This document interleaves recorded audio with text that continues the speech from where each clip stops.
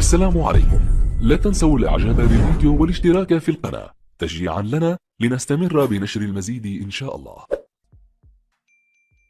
حدث صباح اليوم في العاصمة التايلاندية بانكوك قرعة منافسات نهائيات كأس آسيا للناشئين التي تضم منتخبات اليمن وتايلاند البلد المستضيف وماليزيا ولاوس. قرعة المنتخب القطري في المجموعة الثانية والتي تضم كوريا الجنوبية وإيران وأفغانستان وقطر، وجاء المنتخب السعودي في المجموعة الثالثة والتي ضمت باكستان واستراليا والسعودية والصين. المجموعة الرابعة اليابان والهند، فيتنام واوزبكستان.